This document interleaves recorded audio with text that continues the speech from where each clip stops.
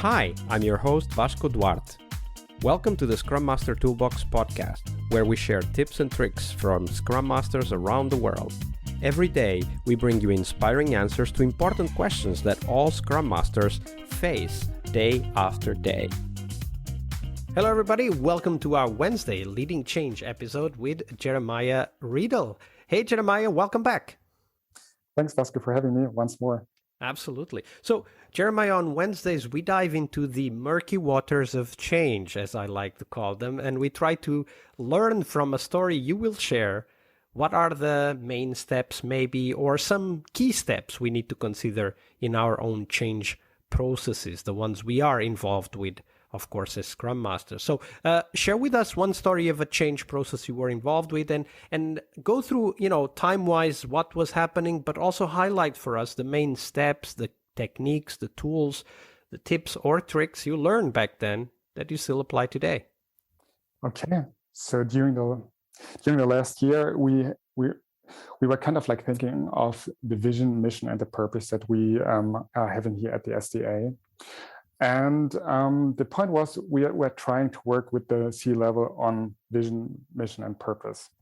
And while we are doing this on the side, and we had like an external consultant to support us on this, we wanted to create focus and alignment, but at the same time enabling the whole company and the teams to work autonomously. So this is kind of like the thing between alignment and autonomy that we wanted to create. And I'm kind of like following this idea of Henrik Nieberg that alignment enables autonomy. So what we did there was we introduced, while we were working on the vision, mission, and the purpose, because we want to have like this kind of like North Star that we would like the whole company to move in direction to this North Star, we wanted to give them like 3 months focus. So setting clear priorities by setting OKRs and having like company OKRs to give them like this alignment, but still having like the autonomy that the teams can see what can they contribute to those company goals on their own. So what we did there is to, of course, like the first thing is to analyze why are we doing this. And our idea was, okay, we have to create focus, we have to set clear priorities, and we have to by doing this, we have to create this alignment. So the why was like super important to tell like everybody, because the feeling was there, but we had to make it explicit why we're doing this, why we have like this kind of like management by objective approach with OKRs, because people were like hesitating, resisting.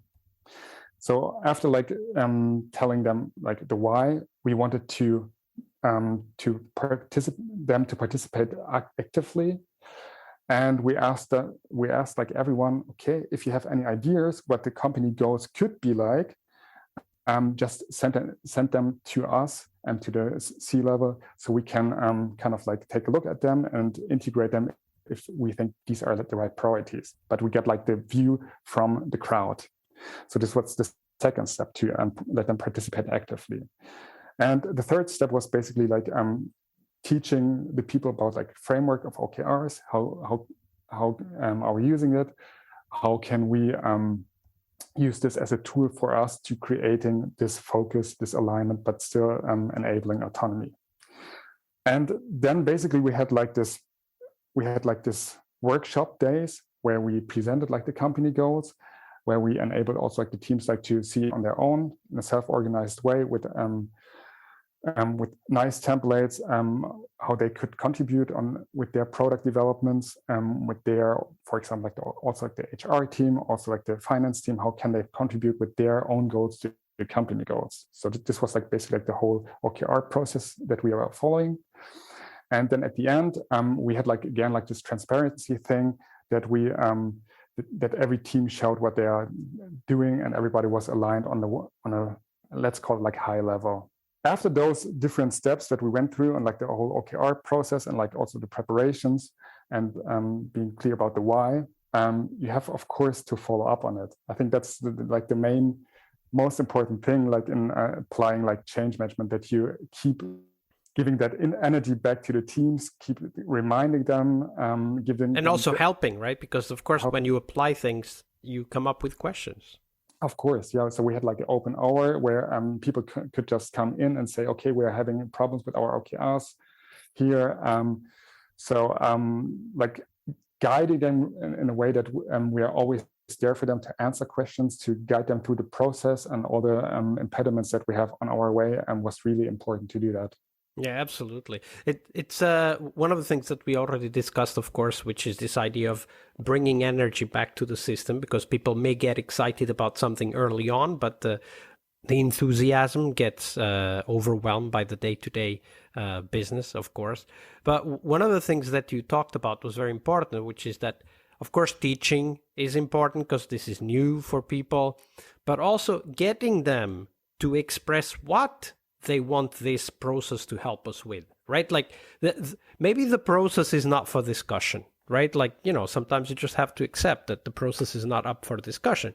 But even if the process isn't up for discussion, what we do with it, like the reason why, which is one, but also what we want the goals to be, in your case, in your story, is very important, because it allows us to feel ownership. Okay, this is not just OKRs. This is my OKRs, right? Like this is the stuff I said I wanted this to help us with.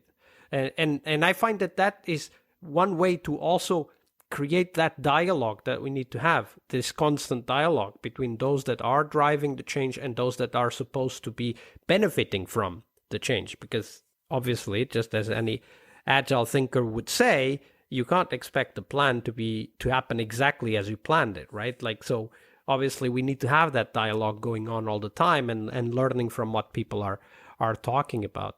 When you look back at this process though, Jeremiah, what are the biggest insights you gained from introducing OKRs in that organization?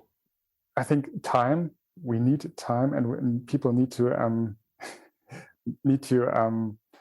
get used to this new way of thinking, because I think like OKRs in their essence are kind of like difficult to really understand. It seems it's kind of like Scrum. Scrum seems to be like super easy framework, but it's hard to master. And it's the same for OKRs. The thinking about it, like the goal setting about it, like how you measure things. It's kind of like rethinking the whole way we want to see the products in the future, because you have to create like, this is the state of the product I want it to be like in 3 months. And this kind of thinking was like really difficult to implement there. And the other thing that I mentioned before was like to giving back energy into the system that you just mentioned. You have to be there, you have to push the idea, you have to push the why we're doing this, and also be there for the people and guide them through the process, because after a while they're getting like change resistant, and that's one thing that you don't want to happen during the process, because if you don't follow at least like one iteration or 2 iterations, you cannot generate like the learnings and adjust like the system to your needs.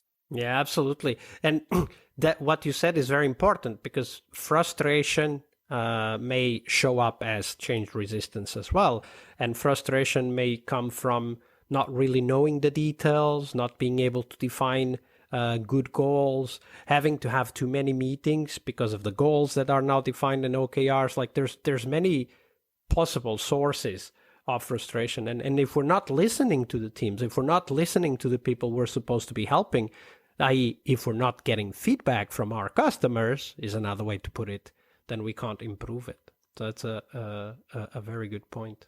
And one thing that's really important, I just forgot to mention, is like the management buy-in. Because if you don't have like a committed management that's kind of like pushing the ideas of it, and I'm pushing like also like the why, it's kind of like difficult to make this change really happen, because this is like a whole organizational change process. And the management has to lead by example. And I think that's also a really, really important thing, because at the beginning, we had only part of the C-level buy-in commitment.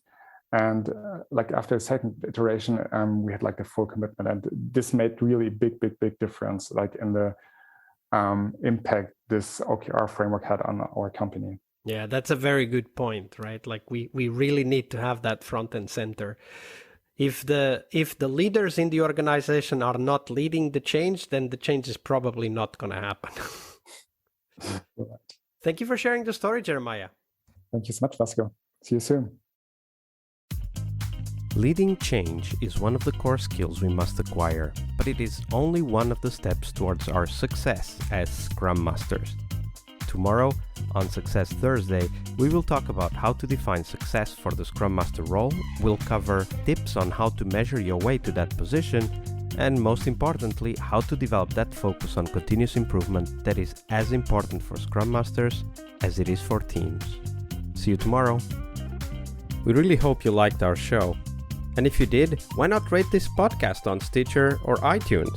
Share this podcast and let other Scrum Masters know about this valuable resource for their work. Remember that sharing is caring.